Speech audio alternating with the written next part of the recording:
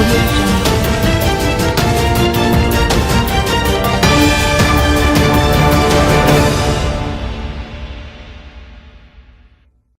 16-year-old shot dead allegedly by ex-boyfriend in Westmoreland. A 16-year-old waitress was shot dead allegedly by her ex-boyfriend after a male companion accompanied her home from work in Little London, Westmoreland on Saturday morning. Police named suspect in 16-year-old Tara Alisa Dennis' murder.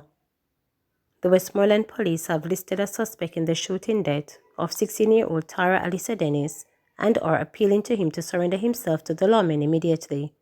He has been identified as Anthony McNeil, otherwise called Spliffy, or Jermaine. The police have also detained the injured man who has been released from hospital. He is being questioned by the lawmen regarding Dennis' killing. Zone 4 Commander for Little London and Negril Deputy Superintendent of Police DSP Mitchell told reporters that the suspect is the ex-boyfriend of the now-deceased teen. He is being asked to turn himself in immediately to the Westmoreland Police or the nearest police station, Mitchell warned. DSP Mitchell said the police have detained several persons in relation to Dennis' murder. We have picked up several men. The other injured person has been treated and is being questioned, he told reporters. Meanwhile, the top cop took the opportunity to appeal to citizens to refrain from harboring criminals as it is an offense. He said they should instead provide the police with useful information and call 119, the nearest police station, or Crime Stop at 311. Reports from the police are that Dennis disembarked a vehicle in Little London Square and was later accompanied by a man who walked her home from work. The two later sat at Dennis' veranda and talked. It is alleged that shortly after, McNeil entered the yard and opened fire at them. Police said residents later alerted them, and upon their arrival, both Dennis and her male companion were found suffering from gunshot wounds. They were transported to the hospital where Dennis was pronounced dead and the man admitted for treatment. Two shot, one fatally, in front of a funeral home in Westmoreland. Westmoreland continues to bleed as one man was shot dead and another injured in front of a funeral home on Darling Street, Savannah Lamar in Westmoreland on Saturday. Reporters understand that the deceased man lives in the community. Preliminary reports are that the now deceased man was riding his bike with a male pillion, believed to be in his 30s, when they were shot. Earlier on Saturday, a 16-year-old waitress was shot dead allegedly by her ex-boyfriend after she was accompanied home by a male. PNP's Malcolm celebrates birthday, misses out on local government election win. Comrades in Cornwall Mountain Division, Westmoreland, had hoped to have a double celebration on Friday as their candidate Abigail Malcolm celebrated her birthday while she anticipated getting good news from the Electoral Office of Jamaica. But now the party is looking to consult with their lawyer about a possible magisterial recount as Malcolm lost to the JLP incumbent councillor Darnett Foster. Chairman for the PNP, Region 6 Colin Hitchman, told reporters that legal advice is looming. We will be consulting with our legal team and see the best way forward. We need to consult and then we make an announcement which regards any further challenges for the results, Hitchman revealed. Hitchman said despite the outcome the division won in their eyes when he looked at the close margin Malcolm pulled on the JLP's Foster. Cornwall Mountain is one of the quoted-unquote victory because we have made up a significant margin. The last result Ms. Foster had a very big margin and in the general election it widened. So Comrade Abigail made up a very significant and very substantial deficit to be the challenging position, he reasoned. He lauded Malcolm, a first-time candidate, and her team for accepting the challenge.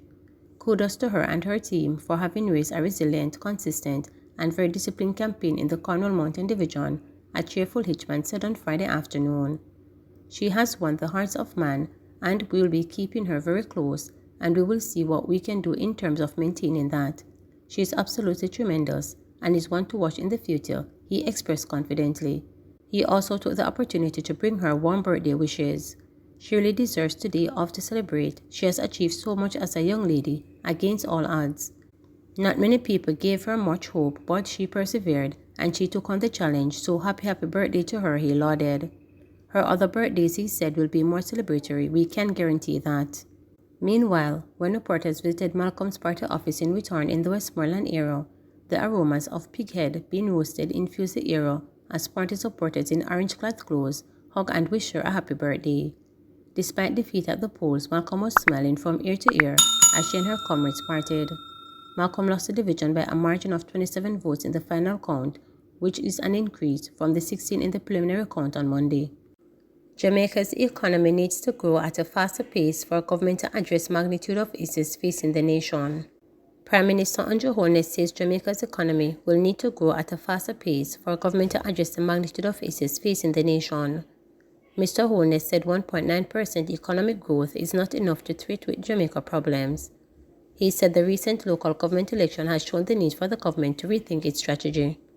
Speaking in his capacity as Minister with responsibility for the Development Bank of Jamaica, Mr. Holness noted that the entity is working to increase the pace of growth in the country.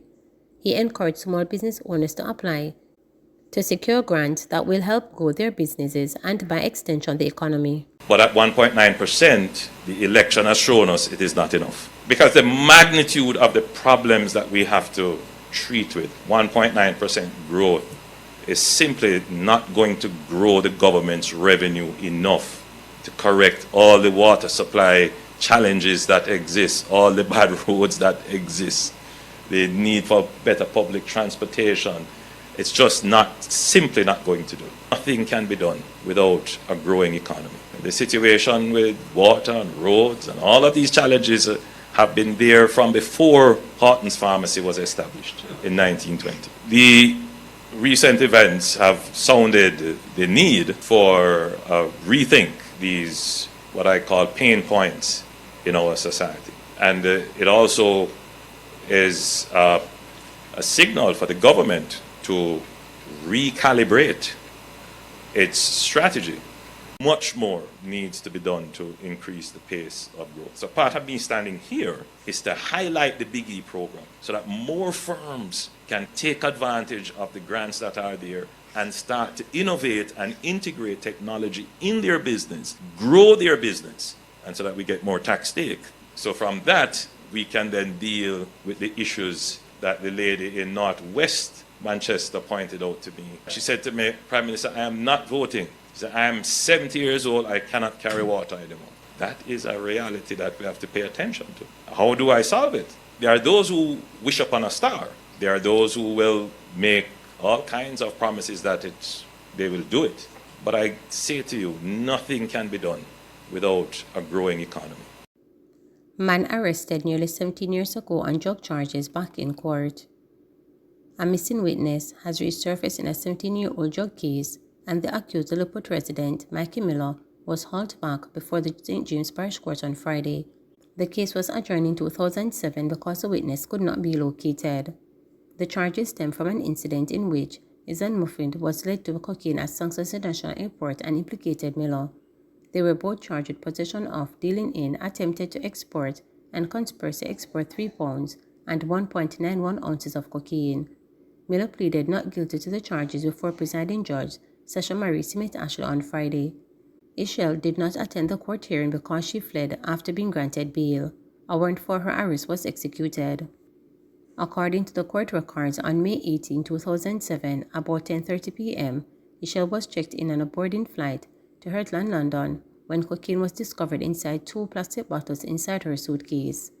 The police officer inquired about the drugs, and she pointed to Miller, who was standing in a line at the airport checking in, claiming that he was the one who had given her the substance. The officer approached Miller, who he said was sweating profusely, and when he told him that he had the female accuse him of that, he reportedly said she chat too much. The officer and Miller then approached Ishel, and when they were asked if the man was the one who had given her the substance, she reportedly replied, "Yes, Mikey, you gave it to me." The officer then asked Miller if he heard that the female accused said, to which he reported, "You chat too much. If you did just keep your mouth shut, you and your picking them would be alright." During the course of the proceedings on Friday, Miller insisted that he was a mere victim, but that the judge pointed out that he was actually an accused person. Miller also denied making those remarks while under caution and asked for additional time to sort out his legal representation. Smith Ashley offered him bail in the amount of $400,000 with up to 2 sureties and reporting requirements. He was also ordered to report at a specific police station 3 days per week and surrender his travel documents. A stop order will be also imposed at all ports. Miller is to return to court on March 26. Please remember to subscribe, like, share, and click the notification bell for daily updates.